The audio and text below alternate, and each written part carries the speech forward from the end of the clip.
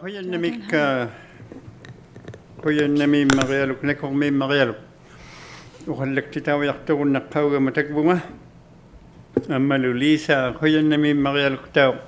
Ukalak titaw yung nakama. Ukalak titaw yung nakabit. Amaluteku ap kikuwiyasuk punga aksim marialuk. Alia night. I'm really happy to be invited. Thank you. I haven't been on water by the water for some time, and there's some thing in the water that I'm a little bit allergic to, so I don't have a cold. So thank you very much for inviting me to be part of the discussion this morning. And I'm really happy. I was just saying, Lisa, it's really good to see you, and it's really good to hear you speak. Just wanted to let you know a couple of things that we have a different dialect, but we understand each other really well. When I said Alia night in my language, in my dialect, it means it's wonderful. I'm very happy. It's wonderful. And she says Alia nak. That means it's scary in my dialect. So we always have a laugh about our dialect.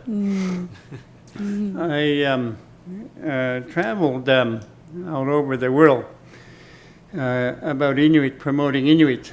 And first of all, I wanted to just let you know that I was born in the Niqlu and lived in the Niqlu for the first 11 years of my life, until I was taken by the church and the Canadian government to go to residential school in Iqluligaqyuk, Chesterfield Inlet.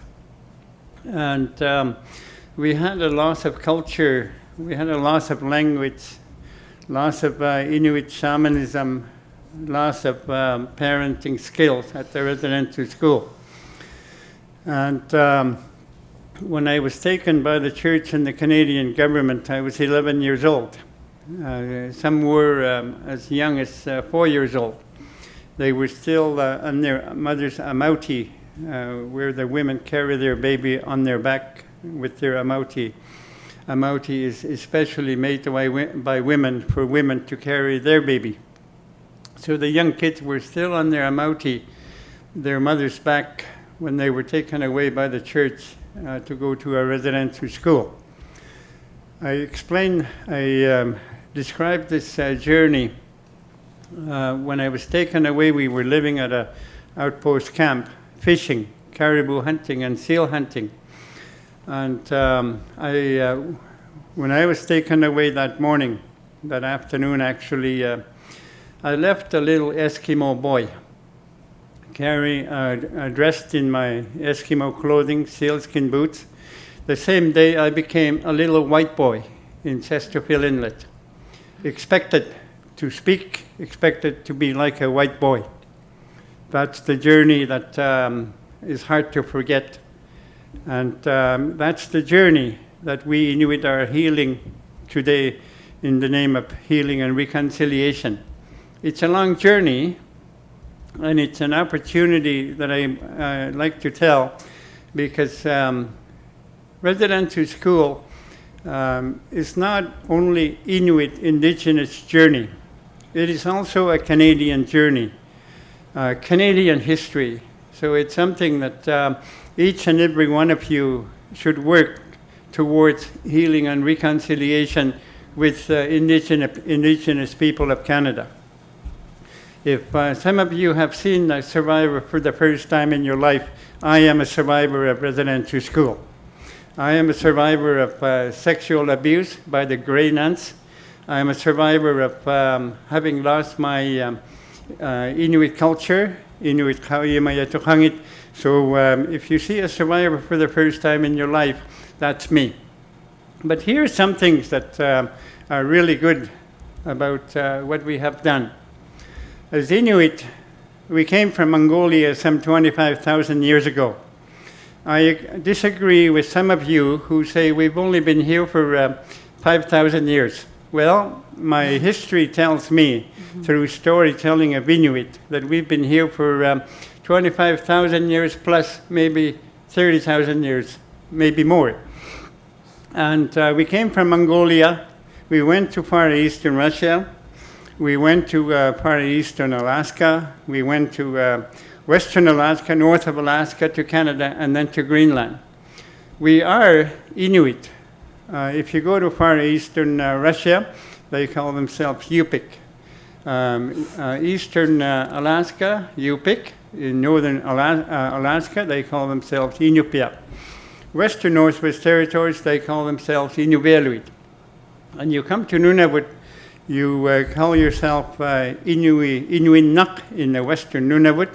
Then you come to us, Inuit, and you go to Greenland, they call themselves Kalaallit. In 1994, in September, a fellow from Toronto, he writes a letter to the editor, and he asked, whatever happened to the Eskimos? Well, being a writer, being someone who responds to questions like this, I thought to myself, you know, we always call ourselves Inuit, which means people. Somebody else called us Eskimo, and I thought, that can be downright offending to some Inuit. And I thought, nah, I'm not going to get into an argument with the guy from Toronto. So I took my computer, and I was writing notes, and I said, in regard to so-and-so's letter to the editor of Nunavut News, who asked whatever happened to the Eskimos, I said, well, you know, they have all moved to Edmonton, and they have been playing football ever since. And they've been winning lots of cups too. So if you want to go and see Eskimo, you go to Edmonton. Anyway, as Lisa said, Eskimo nguvugut. Yeah, we are. My generation of Inuit, we grew up as Eskimo, known as Eskimo by the Canadian Society, known as Eskimo by the international community. A lot of it has to do with the fact that we are also very good carvers, very good artists.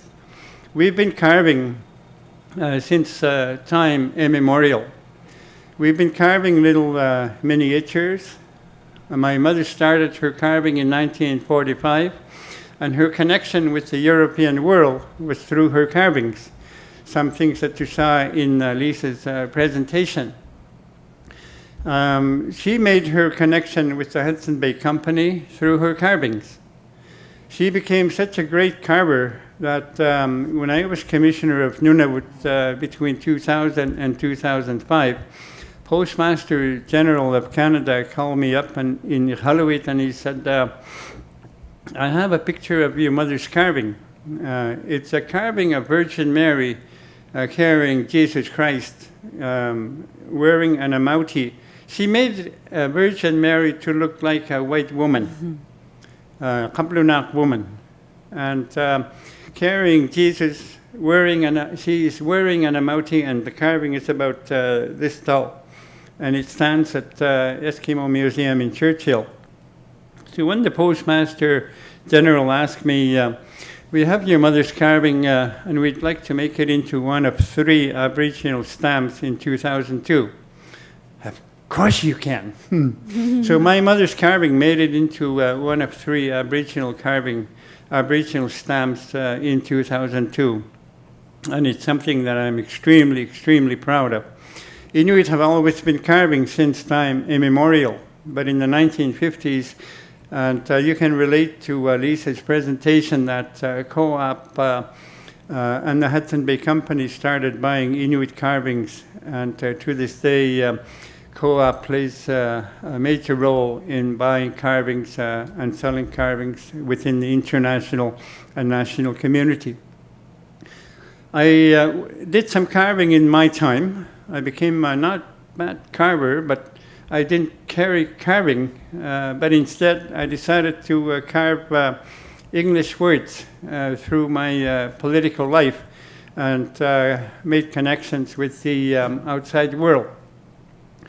I called my speech this morning, Arctic is a supersize shopping mall for Inuit. Here's the situation.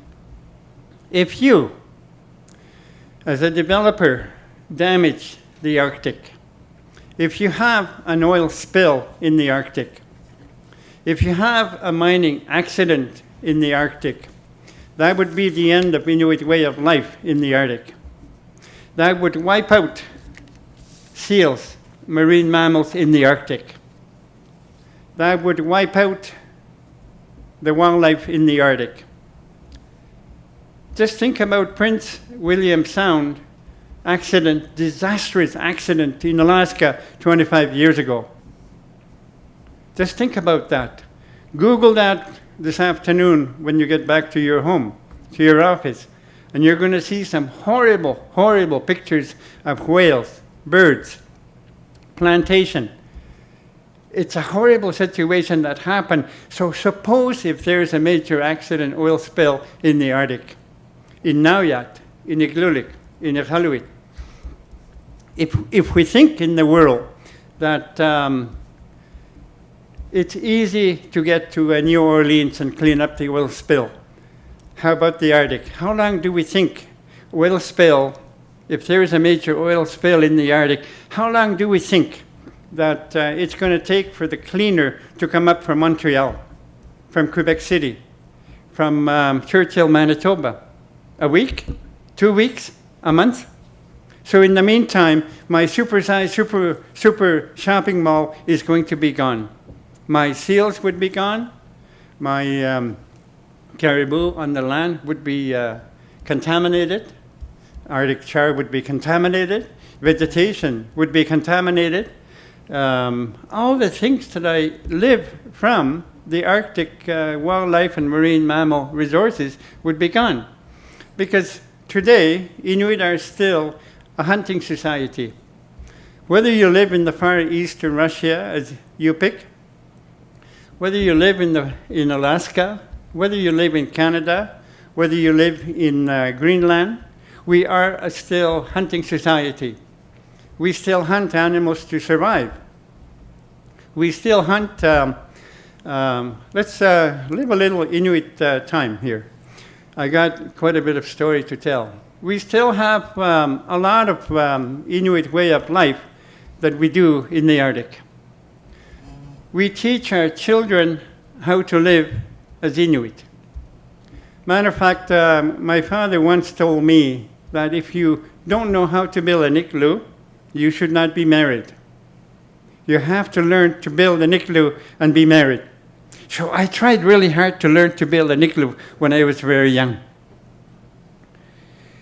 The mess that was left by the dew lines in the 1950s and 60s, we've been able to clean it up, but they also contaminated a lot of the beautiful sites in the Arctic.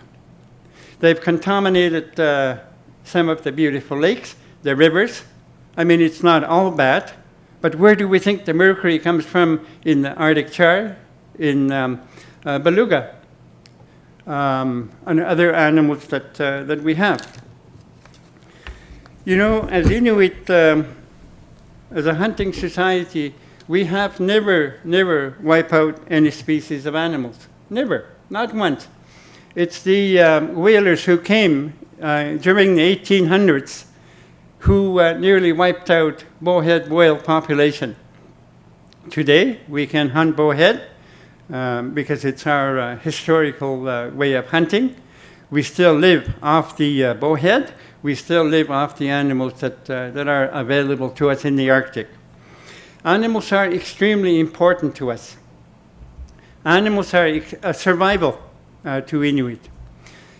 Animals mean going out on the land and survive, just like we do, you do down here when you look at McDonald's sign. We have Inukshuit in the Arctic to tell us Inukshuk for one, Inukshuit for plural. Inukshuit always means survival. Let me just tell you a little story about Inukshuit. Inukshuk is an extremely important aspect of survival in Inuit culture. Inukshuk is built by Inuit thousands and thousands of years ago to tell good caribou hunting places, really good seal hunting places, and really good fishing places. Inukshuk is never built with arms and head and arm because that symbol symbolizes that somebody was murdered here, somebody was committed suicide. That's why the other day I got into a little bit of a fight protecting Inuit culture with Toronto International Airport. I'm not sure how many of you heard this on the national, but I got into a little bit of a fight with that company and told them that the symbolizing of those Inukshuit, your Inukshuks at the Toronto International Airport are looking ridiculous. They look silly. When Inuit build Inukshuk, we build Inukshuk as a meaningful symbol and future messenger for travelers within Inuit culture, Inuit customs, and Inuit traditions. So that's something I teach a lot. I also teach a lot about Inuit Angakkunik. I see Angakkuliriyi here in front of me, Bernard Saladin Angloy. When I was a young boy, I grew up with Angakkuit, the shamans in my community. My brother-in-law was a shaman. My brother-in-law was a healer. When you are an Angakkuk, you have to have a spirit. You have to have a spirit in order to consult with your spirits. My brother-in-law had his mother as his 5 minutes. You invited me here. Why didn't you give me 2 days to speak? My brother-in-law had his mother for his spirit. And the spirit, his mother-in-law, was his to heal the sick people in my family.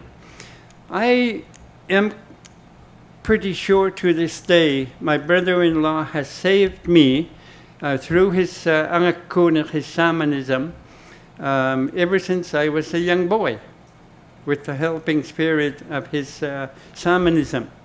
He also had Iyirak, the one that looks like a caribou, to know where the animals are, who he consulted when we were running out of food, when we were running out of caribou, for example. So he consulted through Qilanak, lifting up the rock, or sometimes he consulted his shaman, his spirit through Sekanak, singing of the shamanistic songs. My father, on the other hand, was also a shaman. He had an owl and a ptarmigan for his spirit. So my father was an extremely successful hunter and always knew where the animals were. And basically because he would fly in spirit when he was looking for animals such as caribou, and he always knew where the caribou were. So I grew up with shamanism in my family, as I did with my my fellow Inuit in Nauyat, Repulse Bay. I do a lot of teaching of Inuit culture on Facebook too, as Lisa knows. Yeah. Bernard knows that I have over 4,000 friends on Facebook. So if you want to invite yourself to my Facebook, you can find me as Piita, P-I-I-T-A, which is Inuit way of pronouncing Peter, Irniq, I-R-N-I-Q. And I do a lot of teaching of Inuit culture on Facebook. I use Facebook to connect with the rest of the world, to connect with people. I teach Inuit culture a lot. I teach Inuit shamanism. I teach Inuit history through Facebook as well. I was teaching Inuit culture, shamanism, Inuit traditional songs, Inuit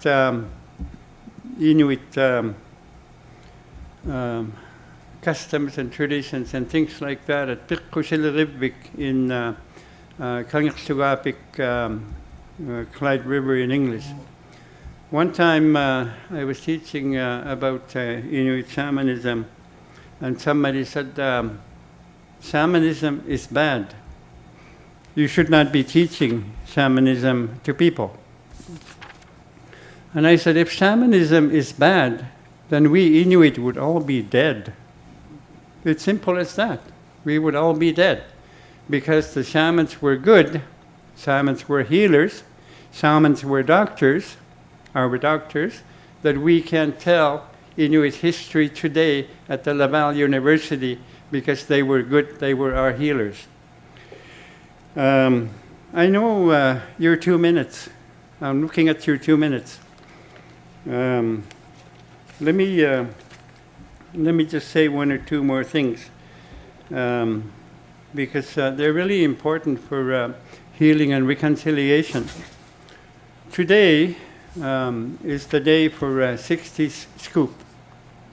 The young people who were adopted to non-Inuit family in southern Canada. The Prime Minister is apologizing for 60 Scoop today because they had a loss of culture, loss of language, loss of community, loss of connectedness with their families. They lost a whole lot when they were adopted by Southern Canadians. So a Prime Minister is going to be, maybe he's making a speech right now of apology. In terms of our own way of dealing with that, we work towards healing and reconciliation of people because it's a really good thing to do.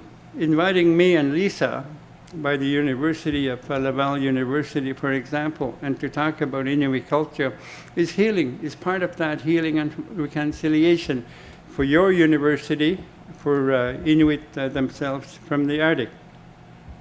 With our own healing journey from the impact of residential school, I helped the previous Prime Minister,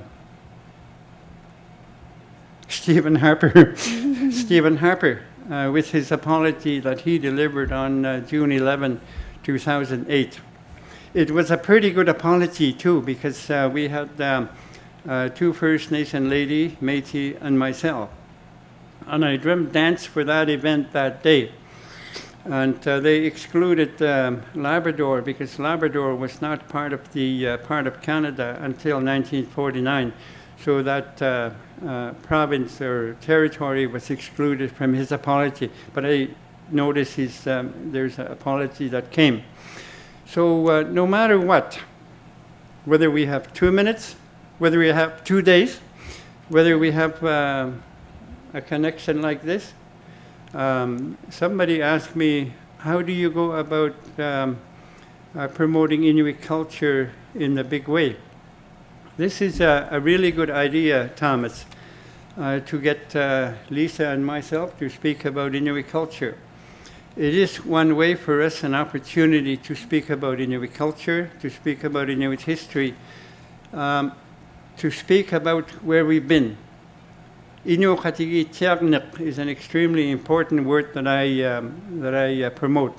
It means living with each other in peace and harmony. We need to work together in a much bigger way today because there's so many things that we can do together to make Canadians understand more about Inuit culture, Inuit history, Inuit language. And also the important part of what's happening is the call to action by the Truth and Reconciliation Commission. It's not a recommendation, it's call to action. So what you've done is a really good thing to do because you've allowed us to explain to you where we are, who we Inuit are. We're only 65,000 here in Canada. In total, we are 165,000 throughout the world. We have one language, we have one culture, but many, many different dialects. So good to be able to talk with you. Invite me again to your conference. I just finished teaching on Crystal Serenity cruise ship from Nome, Alaska to Cambridge Bay. To 900 guests on that ship, and those things go really, really well. So let's do it some more, eh? Let's do it more. Let's do it more all the time because it's a good thing to do. It allows us to connect with each other, and let's live in peace and harmony together. Let's talk.